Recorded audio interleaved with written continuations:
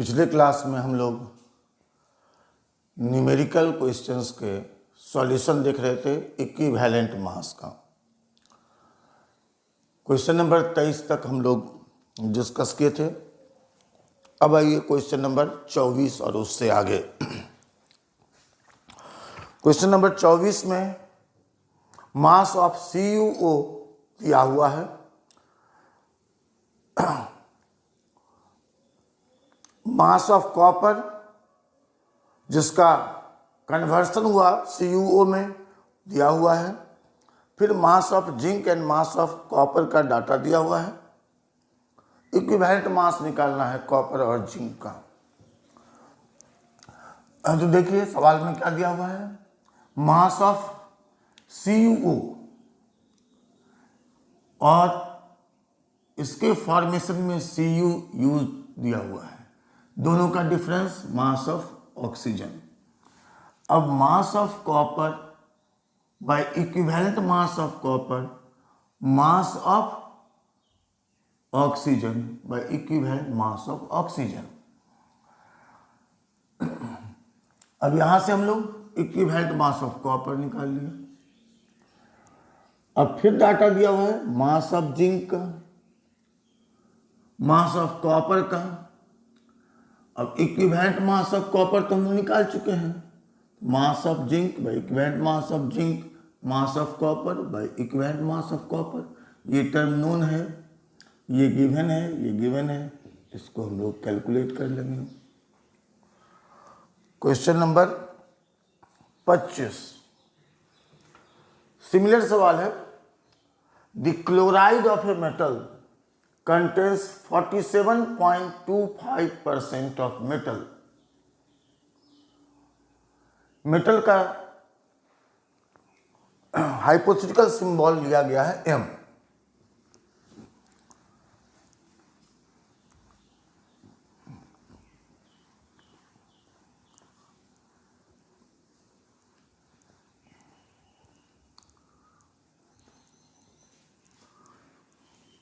Metal M के chloride का composition, percentage composition दिया हुआ है। मान लें हम लोग mass of chloride of metal M 100 ग्राम, तो मास ऑफ मेटल M कितना दिया हुआ है, 47.25 ग्राम। अब इसमें से घटा दो,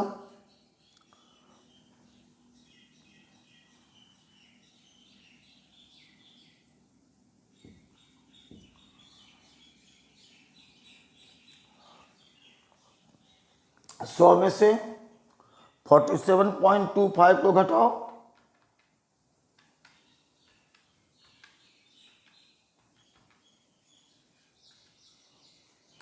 52.75 ग्राम। ये क्या हो जाएगा, मास ऑफ क्लोरीन। अब फार्मूला अप्लाई करो, mass of metal M by gram equivalent mass of metal M, mass of chlorine gram equivalent mass of chlorine. अब यहां से हम लोग सॉल्व कर लेंगे, equivalent mass of metal M निकल गया। फिर क्या करता है, मेटल का 1 ग्राम 0.88 ग्राम मेटल N को डिस्प्लेस करता है। फिर उसी जैसा पिछला सवाल में नाम दिया हुआ था कॉपर जिंक, यहां मेटल M और N दिया हुआ है। फिर आइए mass of metal M by gram equivalent mass of metal M, mass of metal n by gram equivalent mass of metal n। अब यहां से कैलकुलेशन से आपको क्या मालूम है, इक्विवेलेंट मास ऑफ मेटल क्या निकालना होगा, equivalent mass of n। Question number 26,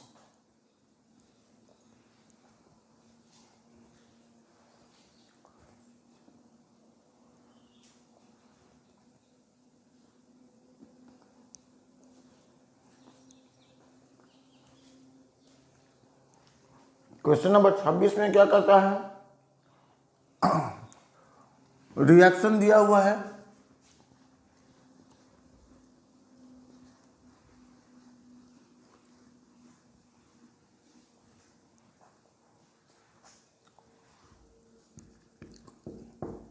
zinc का रिएक्शन CuSO4 से ZnSO4 plus Cu,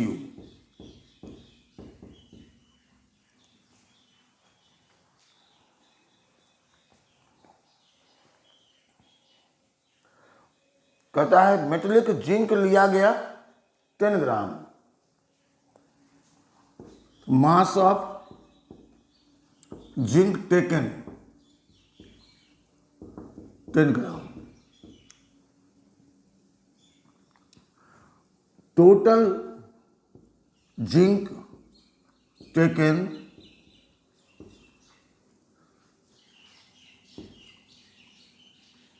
not total of zinc taken not reacted, that is some amount of zinc remained excess। जो इस reaction के लिए जितना जिंक चाहिए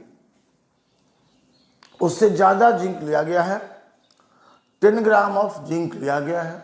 कहता है कि रिएक्शन के अंत में सबका सब जिंक रिएक्शन में खर्च नहीं हुआ। तो याद रखिएगा कि कोई भी मेटल सॉल्यूशन में डिजॉल्व नहीं करता है, मेटल केटायन डिजॉल्व करता है। तो जो अनरिएक्टेड जिंक होगा वो, और जो कॉपर निकला है, कहाँ से, कॉपर सल्फेट से, देख रहे हैं लास्ट में Cu, वो दोनों अनडिजॉल्व्ड प्रेसिपिटेट के रूप में रहेंगे। हम लोग क्या कह रहे हैं कि टोटल जिंक लिया गया कितना, 10 ग्राम। फिर कह रहा है कि सबका सब जिंक रिएक्शन में भाग नहीं लिया।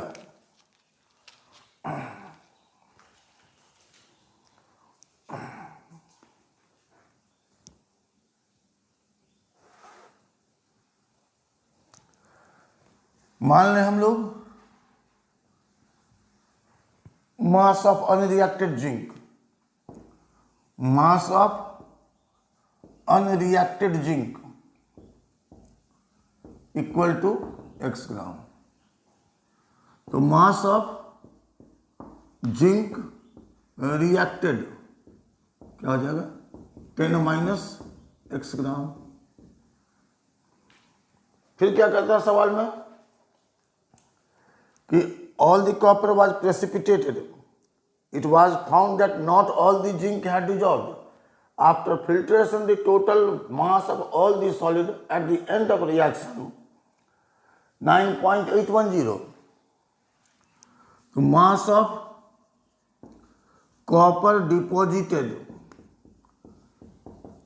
plus mass of unreacted zinc दिया हुआ 9.810 ग्राम। तो मास ऑफ कॉपर डिपोजिटेड कितना हो जाएगा, अनरिएक्टेड जिंक का मास हम लोग माने हैं x, इसको घटा दें 9.810 माइनस x ग्राम। अब यहां देख रहे हैं जिंक का वैलेंसी 2, यहां पर -2 तो यहां +2, उसी तरह से यहां -2 तो यहां +2। जिंक और कॉपर दोनों का वैलेंसी कितना कितना है 2। तो एटॉमिक मास आपको दिया हुआ है, एटॉमिक मास दिया हुआ सवाल में वैलेंसी से डिवाइड कर दो। एटॉमिक मास कितना दिया हुआ है जिंक का 65.4, तो equivalent mass of zinc 65.4 divided by 2 32.7।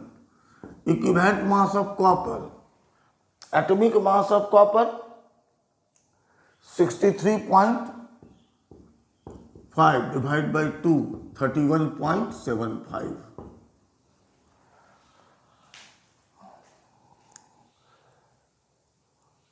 अब कौन सा फॉर्मूला लगाओगे, मास ऑफ जिंक रिएक्टेड,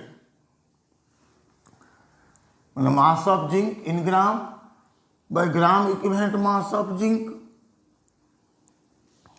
तो मास ऑफ जिंक जो रिएक्शन में भाग लिया कितना 10 minus x gram by equivalent mass, यहां ग्राम इक्विवेलेंट मास लिख दी। Mass of copper deposited 9.810 minus x gram divided by 31.75 gram. Solve कर लें, x का मान निकल जाएगा क्रॉस मल्टीप्लिकेशन से। उसके बाद क्या कर रहा है, मास of copper deposited, copper deposited, copper deposited कितना है 9.810 माइनस x ग्राम, तब x का वैल्यू यहाँ x ग्राम। तो अब x का वैल्यू को यहाँ अगर प्लेस करेंगे तो मास ऑफ कॉपर डिपॉजिटेड निकल जाएगा।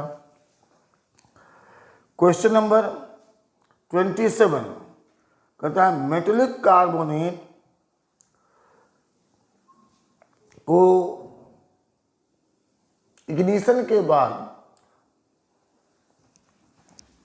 मेटल ऑक्साइड बचा, तो 27 में लिख सकते हैं हम लोग इस तरह से, मास of metal carbonate, metal carbonate bye equivalent mass of metal plus equivalent mass of carbonate. अगर ग्राम में लिखेंगे तो ग्राम equivalent mass,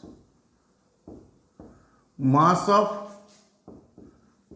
metal oxide, mass of metal oxide bye equivalent mass of metal plus equivalent mass of oxide लिख सकते हैं, क्योंकि metallic carbonate से product क्या बना है मेटेलिक ऑक्साइड। अब मास ऑफ मेटल कार्बोनेट दिया हुआ है, इक्विवेलेंट मास ऑफ कार्बोनेट कितना हो जाएगा 12 और 48, 30 divide by number of charge, sorry 12 और 48 60 डिवाइड बाई 2 30। तो मास ऑफ मेटल कार्बोनेट कितना है 6.3 ग्राम, ग्राम कैंसिल कर दिए। Equivalent mass of metal plus carbonate का 30, mass of metallic oxide 3 gram, gram gram cancel. Equivalent mass of metal plus oxide का 8। Solve करें cross multiply करके, equivalent mass of metal निकल जाएगा। अब आइए क्वेश्चन नंबर 28।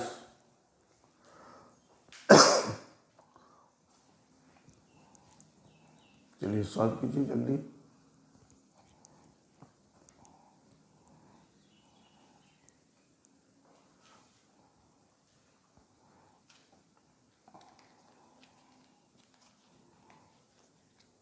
अब क्वेश्चन नंबर 28 को देखिए,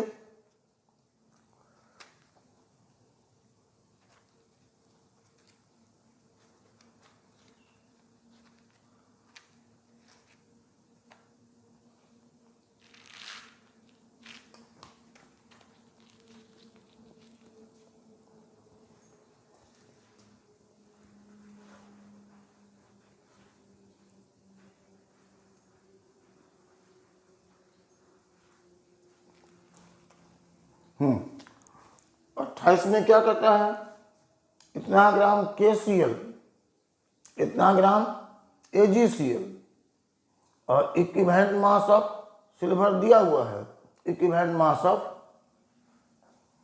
पोटेशियम निकालना है।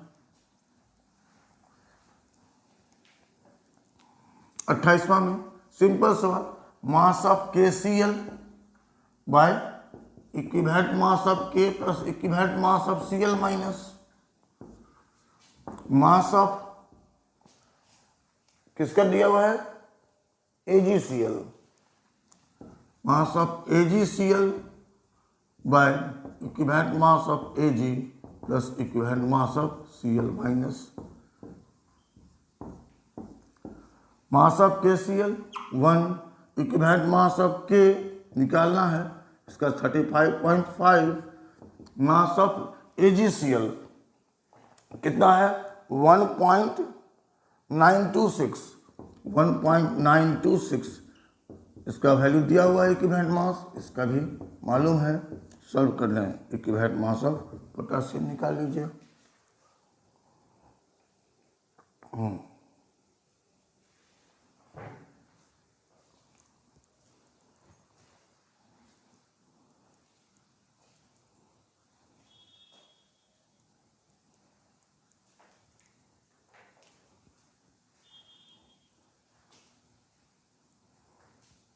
क्वेश्चन नंबर 29 में आइए।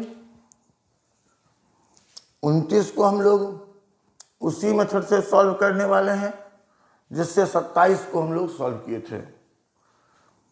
27 जिस तरह से सॉल्व किया हुआ है उस फॉर्म में डाटा लाइए।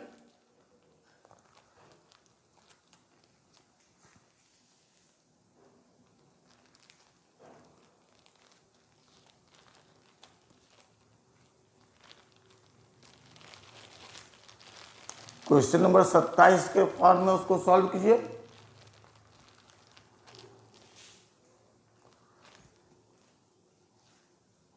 देखिए एकदम एग्जैक्टली एक जैसे सॉल्व कर सकते हैं हम लोग।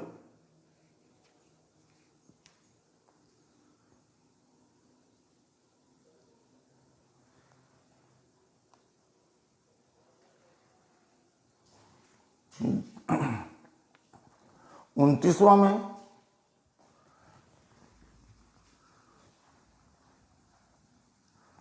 और 27वां में फर्क सिर्फ इतना का है कि 29वां में मेटल कार्बोनेट का मास दिया हुआ है और CO2 का।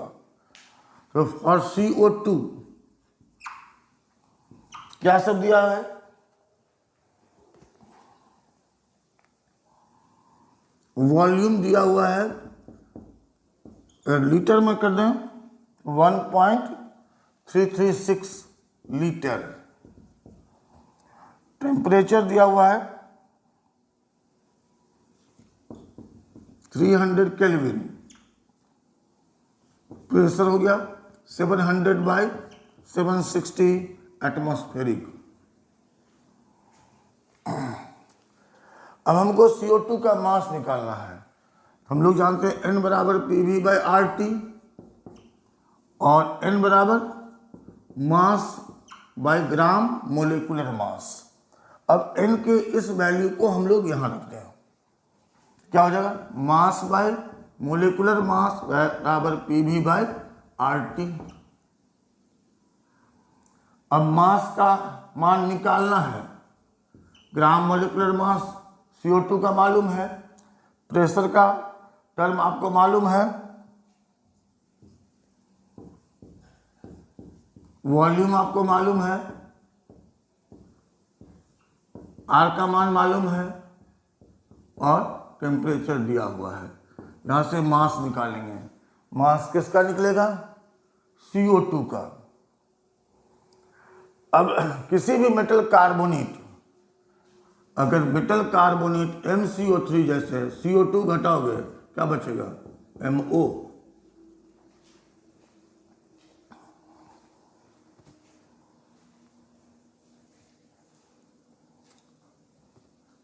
CO2 का मास निकालो,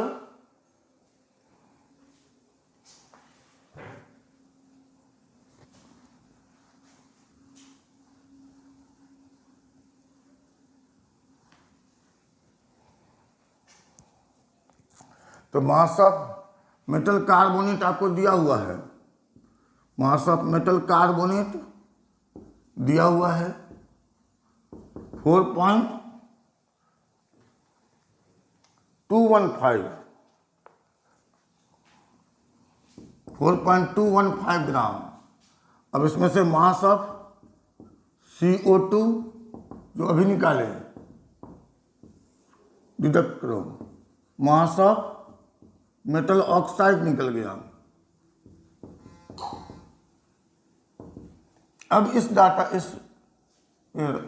वैल्यू पुट करो, क्या हो जाएगा, मास ऑफ मेटल कार्बोनेट पर equivalent mass of metal plus 30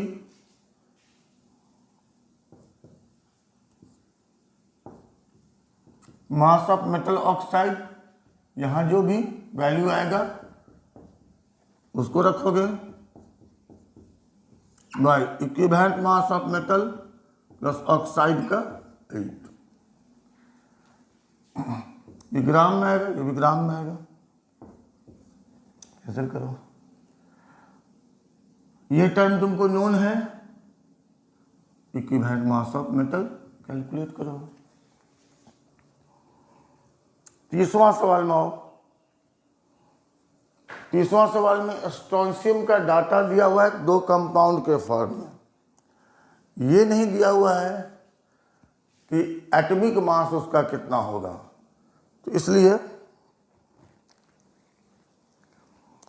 periodic table से एटॉमिक मास निकाल करके वैलेंसी से डिवाइड करके नहीं बनाना है, दिया गया डाटा को यूज करना है और उससे बनाना है।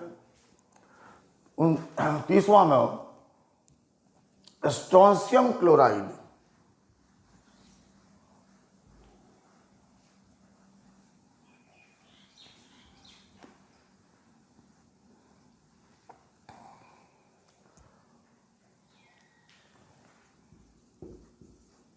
मास ऑफ स्ट्रोंशियम क्लोराइड हेक्साहाइड्रेट दिया गया है 5 gram. Mass of dry strontium sulphate 3.442 gram. Equivalent mass of strontium निकाल रहा है। यहां वैलेंसी स्ट्रोंशियम कितना है 2, यहां भी 2। Let atomic mass of strontium equal to x, तो वैलेंसी यहां है 2, इक्विवेलेंट मास क्या हो जाएगा x डिवाइड बाई 2। डाटा क्या हो जाएगा, mass of strontium chloride hexahydrate by equivalent mass of strontium chloride hexahydrate gram equivalent mass. Mass of strontium sulphate by equivalent mass of strontium sulphate या gram equivalent mass of strontium sulphate. अब हम लोग को ये term तो known है, ये term भी नोन है, इसका इक्विवेलेंट मास कैसे निकालेंगे। Molecular mass of strontium chloride hexahydrate क्या हो जाएगा x plus 35.5 into 2 plus 6 into 18 ग्राम मोलेकुलर मास, इतना ग्राम, तो 108 और 71 179 x प्लस 179 इतना ग्राम मोलिकुलर मास। तो इक्विवेलेंट मास कितना हो जाएगा, तो molecular mass divide by total charge on cation ion. Equivalent mass of strontium chloride बराबर क्या हो जाएगा x प्लस 179 बाई 2 ग्राम हटा दिए, molecular mass by total charge on cation और एनायन 0.5x प्लस 180, 89.5 ये आया इक्विवेलेंट मास किसका? हेक्साहाइड्रेटेड स्ट्रोंशियम क्लोराइड का। इसी तरह से हम लोग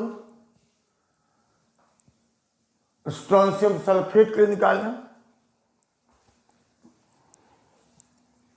molecular mass of strontium sulphate कितना हो जाएगा? x plus 32 plus 16 into 4 x plus 96। तो equivalent mass of strontium sulphate कितना हो जाएगा? x plus 96 by total charge on cation और एनायन 0.5x प्लस 48। अब दोनों का इक्विवेलेंट मास आपको मालूम हो गया।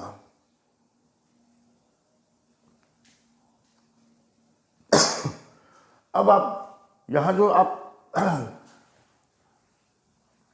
रिलेशन लिखे हैं उसमें प्लेस कर दीजिए।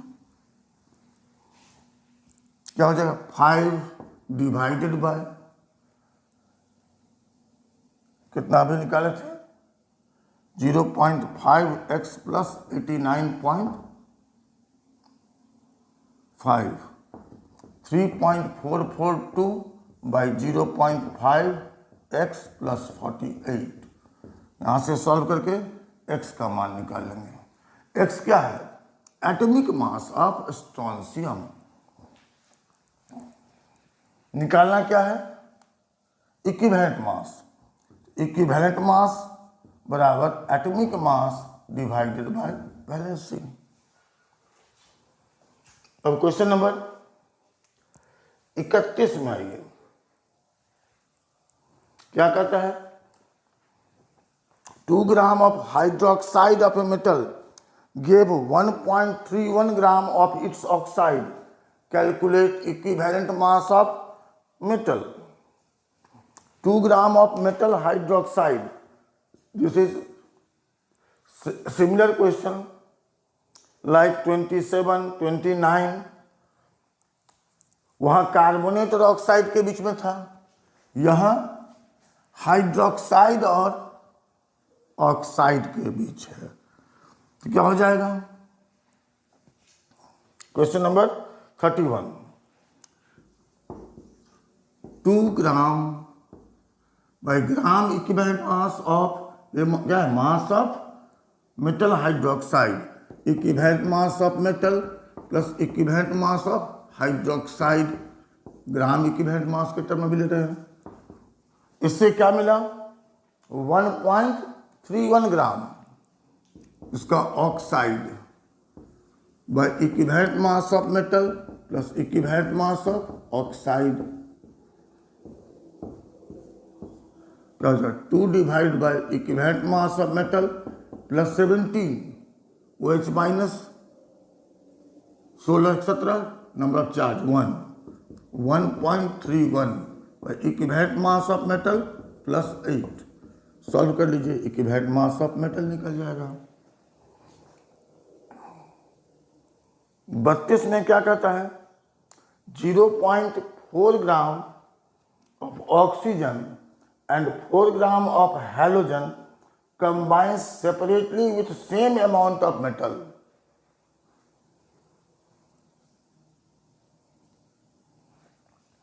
मेटल का अमाउंट सेम है तो क्या हो जाएगा रिलेशन?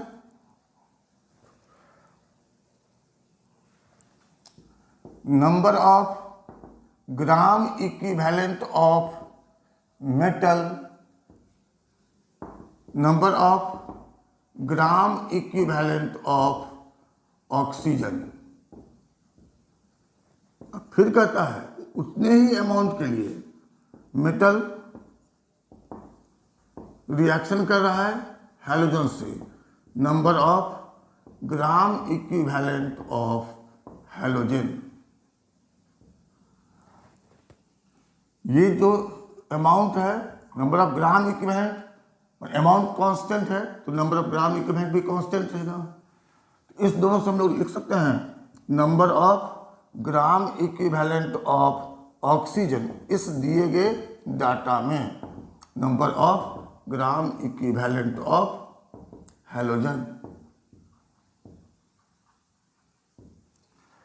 अब कहता है 0.4 ग्राम ऑक्सीजन और 4 ग्राम ऑफ हैलोजन। तो फॉर्मूला लगाइए, मास of oxygen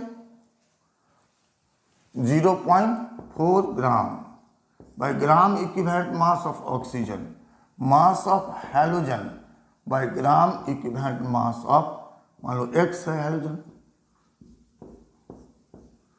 equivalent mass of halogen कितना हो गया 8 गुना 4 डिवाइड बाई 0.4, 10 आ जाएगा 80। फिर कहता है कि अगर वैलेंसी 2 गुना हो जाए तो इक्विवेलेंट मास पर क्या असर पड़ेगा। इक्विवेलेंट मास बराबर होता है atomic mass divided by valency. तो यहाँ इक्विवेलेंट मास आया है 80। अब यहाँ जिस वैलेंसी पर आया उसका डबल अगर वैलेंसी हो जाएगा तो इक्विवेलेंट मास कितना हो जाएगा, जो पहले आया है उसका आधा, क्योंकि वैलेंसी बढ़ेगा, वैलेंसी 2 गुना बढ़ा तो इक्विवेलेंट मास आधा हो जाएगा। उसके बाद आइए question number 33। The equivalent mass of oxygen is half then that of a metal.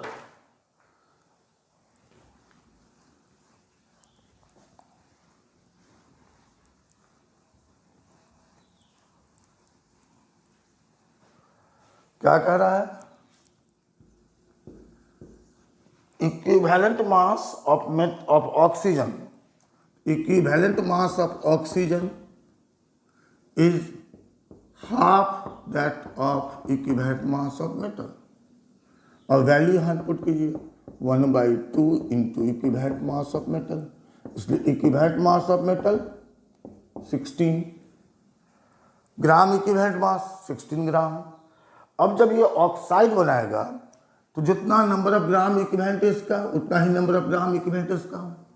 तो 1 gram equivalent metal plus 1 gram equivalent oxygen बराबर 1 ग्राम इक्विवेलेंट मेटल ऑक्साइड।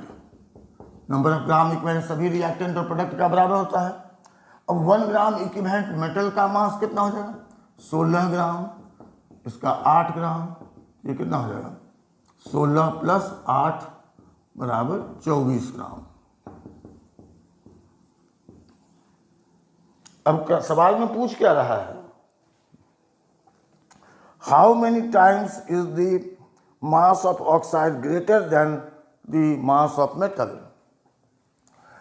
तो मास ऑफ मेटल ऑक्साइड और मास ऑफ मेटल के बीच का अनुपात value put कर दीजिए, 24 ग्राम divided bye 16 ग्राम। तो क्या हो जाएगा 3/2, 1.5 टाइम्स, या रेशियो अगर 3/3:2 या 1.5 टाइम्स ग्रेटर। क्वेश्चन नंबर 34 में क्या करता है, 1.60 ग्राम of metal A and 0.96 gram of metal B when treated with excess of dilute acid separately produce the same amount of hydrogen. Calculate the equivalent mass of A if the equivalent mass of B is 12. जैसे अभी हम लोग देखिए metal का number of gram equivalent किसके बराबर था, oxygen के, फिर उसी अमाउंट के लिए था तो number of gram equivalent of metal किसके लिए था बराबर, हैलोजन के लिए, इसलिए दोनों आपस में बराबर। तो यहाँ भी मास ऑफ मेटल दिया हुआ है ए और बी दोनों का और सेम अमाउंट ऑफ हाइड्रोजन, तो number of gram equivalent of metal A बराबर हो जाएगा number of gram equivalent of hydrogen. फिर number of gram equivalent of B बराबर हो जाएगा number of gram equivalent of hydrogen. इसलिए number of gram equivalent of A बराबर होगा बी। क्या करें, number of gram equivalent of A बराबर है number of gram equivalent of hydrogen. फिर कहता है number of gram equivalent of B number of gram equivalent of hydrogen, same amount of hydrogen, यह दोनों में सेम है, दोनों का RHS बराबर है, इसलिए LHS बराबर होगा। तो number of gram equivalent of A बराबर होगा number of gram equivalent of B. अब नंबर ऑफ ग्राम इक्विवेलेंट बराबर क्या होता है, mass in gram by gram equivalent mass. Number of gram equivalent of B, mass of B by gram equivalent mass of B. Gram equivalent mass 12 दिया हुआ है, equivalent mass of A calculate कर सकते हैं। इस तरह से इक्विवेलेंट मास के आपके बुक में जो प्रॉब्लम्स दिए हुए हैं उस सबों को सॉल्व करने के लिए पर्याप्त हिंट आपको प्राप्त हो गया है। आप इसको बना लें और आपके पास जो PDF है, नोट्स है एटॉमिक मास का, उसको आप जल्दी से जल्दी लिख करके तैयार कर लें। अगले क्लास में हम लोग शुरुआत करेंगे एटॉमिक मास।